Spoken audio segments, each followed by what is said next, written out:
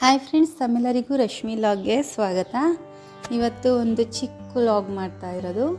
ಇವತ್ತು ಶುಕ್ರವಾರ ನಾನು ದೇವಸ್ಥಾನಕ್ಕೆ ಹೋಗಿದ್ದೆ. ಅಮ್ಮನವ್ರ ದರ್ಶನ ಆಯಿತು. ಸೊ ದರ್ಶನ ಮಾಡ್ಕೊಂಡು ಮನೆಗೆ ಬಂದೆ.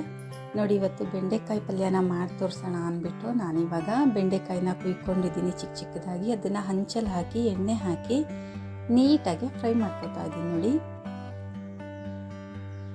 ಇದು ಕೆಂಬಣ್ಣ ಬರೋವರೆಗೂ ಫ್ರೈ ಮಾಡ್ಕೊತಿರೋಣ. ಆ ಕಡೆ ನಾವು ಇವಾಗ ಈ ಕಡೆ ಸೈಡು ಒಂದು ಪಾತ್ರೆನ ಇಟ್ಟು ಒಲೆ ಮೇಲೆ ಸ್ವಲ್ಪ ಎಣ್ಣೆನ ಕಾಯೋಕ್ಕೆ ಹಾಕಿ ಸಾಸಿವೆ ಕರ್ಬೇವಿನ ಸೊಪ್ಪನ್ನ ಹಾಕೊಳ್ಳೋಣ.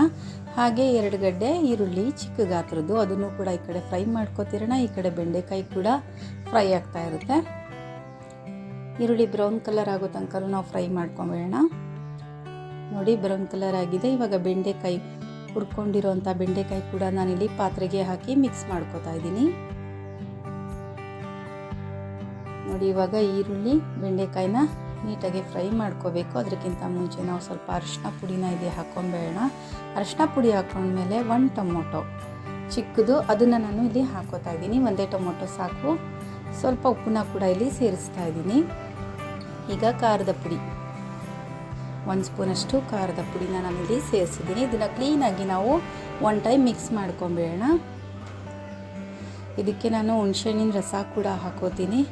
ಹಾಗಾಗಿ 1 ಟೊಮೊಟೊ ಹಾಕ್ಕೊಂಡಿದ್ದೀನಿ. ಈಗ ತುರಿದಿಟ್ಕೊಂಡಿರೋವಂಥ ಕಾಯಿ ತುರಿ ಕೂಡ ನಾನಿಲ್ಲಿ ಹಾಕೋತಾ ಇದ್ದೀನಿ. ನೋಡಿ, ಇದನ್ನು 1 ಟೈಮ್ ಕ್ಲೀನಾಗಿ ಮಿಕ್ಸ್ ಮಾಡ್ಕೋತಾ ಇದ್ದೀನಿ.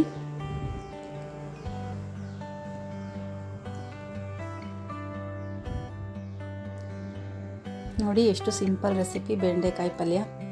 ತುಂಬಾ ಬೇಗ ಕೂಡ ಆಗುತ್ತೆ. ಹೆಲ್ತಿ ಫುಡ್ ಅಂತಲೇ ಹೇಳ್ಬೋದು. ಬೆಂಡೆಕಾಯಿ ವಾರದಲ್ಲಿ 2-3 ಟೈಮ್ ತಿನ್ನೋದ್ರಿಂದ ತುಂಬಾ ಬುದ್ಧಿಶಕ್ತಿ, ಚುರುಕುತನ ಜಾಸ್ತಿ ಆಗುತ್ತೆ ಅಂತ ದೊಡ್ಡವರು ಹೇಳ್ತಾ ಇರ್ತಾರೆ. ಮಕ್ಕಳಿಗಂತೂ ತುಂಬ ಒಳ್ಳೆಯದು ಈ ಬೆಂಡೆಕಾಯಿ ಪಲ್ಯ.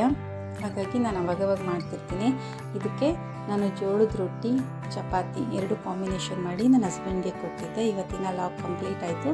ಇಷ್ಟ ಆದರೆ ಶೇರ್ ಮಾಡಿ, ಲೈಕ್ ಮಾಡಿ, ಸಬ್ಸ್ಕ್ರೈಬ್ ಮಾಡಿ.